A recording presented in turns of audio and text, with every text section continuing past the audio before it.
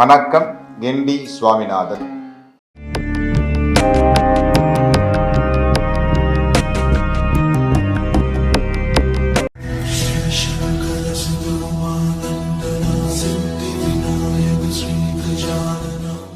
கோவில் இல்லாத ஊர்களில் குடியிருக்க வேண்டாம் அப்படின்னு சொல்லியிருக்கிறாங்க. அது என்ன, கோவில் இல்லாத ஊர்களில் குடியிருக்க வேண்டாம்? இன்றைக்கு நிறைய நகரங்கள் உருவாகி கொண்டிருக்கிறது. விவசாய நிலங்கள், காடுகள் அழிக்கப்பட்டு வீடுகள் கட்டிக்கொண்டு மக்கள் ஜனத்தொகை அதிகமாகின்ற காலத்தில், இன்றைய தினம் அறிவியல் விஞ்ஞானம் எல்லாம் இருக்கின்ற காலத்தில் வாழ்ந்து கொண்டிருக்கிறோம். ஒரு மின்னல், ஒரு இடி வந்தால் அந்த இடி விழுந்தால் நமக்கு பாதிப்பு இருக்காது என்கின்ற நம்பிக்கையில் வாழ்ந்து கொண்டிருக்கிறோம். இந்த கோயில்கள் இல்லாத ஊரில் குடியிருக்க வேண்டாம் அப்படின்னு சொன்னதுக்கு காரணம் என்னன்னா, இரண்டு காரணங்கள். ஒன்று வாழ்வாதாரம்.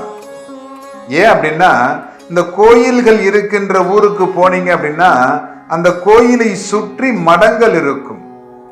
இந்த மடங்களில் அன்றைய இரவு உணவு கிடைக்கும். படுத்து உறங்கலாம். மாலை காலை எழுந்தரித்து நாம் நம்முடைய வேலைகளை செய்து நாம் செல்ல வேண்டிய இடங்களுக்கு செல்லலாம். இப்படித்தான் அந்த காலத்தில் இருந்தது. அந்த கோயில்கள் இருக்கின்ற ஊருக்கு சென்றீர்களேயானால் அதை சுற்றி மடங்கள் கண்டிப்பாக இருக்கும். அரசர்கள் காலத்தில் அந்த மடத்தில் கண்டிப்பாக இரவு உணவு வழங்குவார்கள். எப்படிப்பட்ட உணவு? அருமையான உணவு, பியூர் வெஜிடேரியன் கொடுப்பாங்க. போய் சாப்பிட்டுட்டு ரெஸ்ட் எடுத்துட்டு திரும்பவும் நம்ம வண்டியை கட்டிக்கிட்டு நம்ம அடுத்த ஊருக்கு போறதுக்கு இப்போ பார்க்கலாம். இது ஒரு விஷயம். இரண்டாவது, இந்த கோயில்கள் இருக்கின்ற இடத்தில் அந்த காலத்தில் அறிவியல் அந்த அளவுக்கு வளராத காலத்தில் நம் முன்னோர்கள் நம்முடைய வாழ்வாதாரத்தை எப்படியெல்லாம் பாதுகாத்து கொள்ளலாம், இயற்கை சீற்றத்திலிருந்து நாம் எப்படி வாழலாம் என்பதை தெரிந்து வைத்துக் கொண்டிருக்கிறார்கள். ஏன்னா இன்னைக்கு வெளிநாட்டெல்லாம் பார்த்தீங்கன்னா நிறைய விஷயங்கள் நடந்து கொண்டு இருக்கிறது. விஞ்ஞானங்களை பற்றி நிறைய பேசிக் கொண்டிருக்கிறார்கள். எந்த ஒரு கருவியும் கண்டுபிடிக்காத காலத்தில் நம் முன்னோர்கள் நமக்காக நிறைய விஷயங்களை செய்து கொண்டிருக்கிறார்கள். இன்னைக்கு பாத்தீங்கன்னா நீங்க மின் கடத்தி அப்படின்னு சொல்றாங்க இல்லையா, அதை எல்லாமே பாத்தீங்கன்னா நம்ம கோபுரம் மாதிரியே தான் இருக்கும். நம்முடைய கோபுரத்தில் எப்படி இருக்கிறதோ அதே போல்தான் இந்த மின் கடத்தியும் அமைந்திருக்கிறது. ஏன் அப்படின்னா, காந்த அலைகள். இந்த கோவில்களில் என்ன நடக்கிறதுன்னா, மேலே கலசம்னு ஒண்ணு வைக்கிறாங்க. இந்த கலசம் குறைந்தபட்சம் 75,000 மீட்டருக்கு பாத்தீங்கன்னா எந்த விதமான இடியும் விழாமல் பார்த்து கொள்ளும். அது எப்படி முடியும்னு கேக்குறீங்கன்னா, இந்த கலசத்தினுள் வரகு அப்படிங்கிற ஒரு தானியத்தை வைத்திருப்பார்கள்.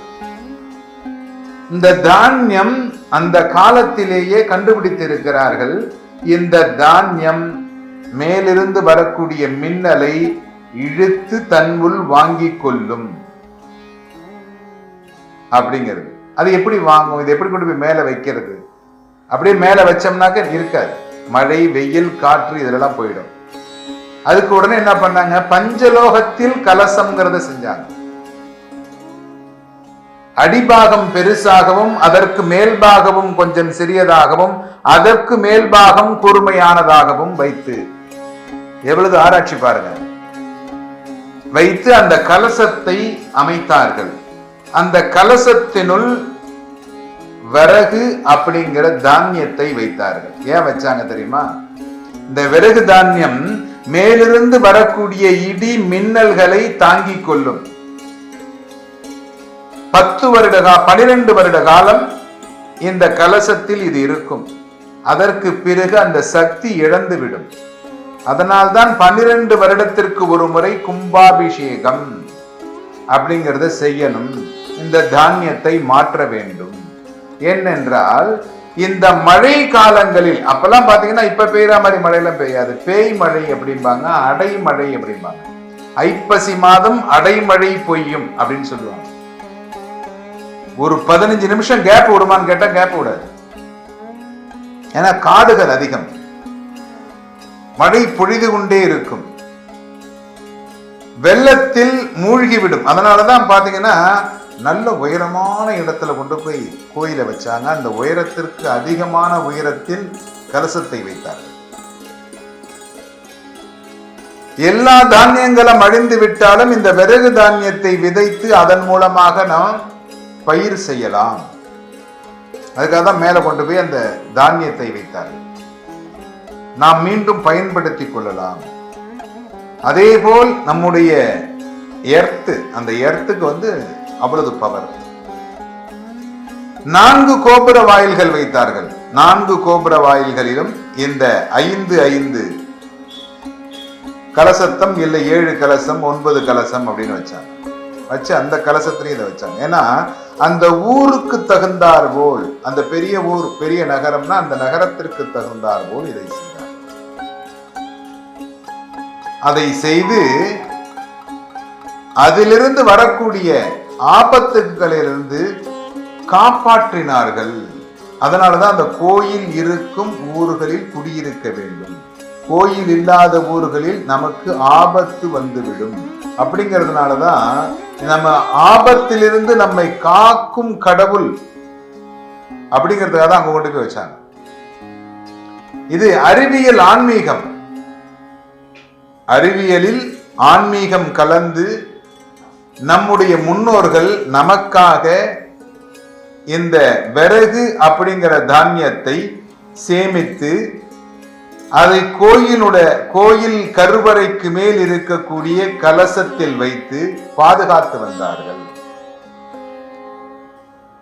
அப்படி பாதுகாக்கின்ற பொழுது ஏதாவது இன்னல் ஏற்பட்டால் அதிலிருந்து விடுபடுவதற்காகவே இது போன்ற காரியங்களை செய்து வந்தார்கள்.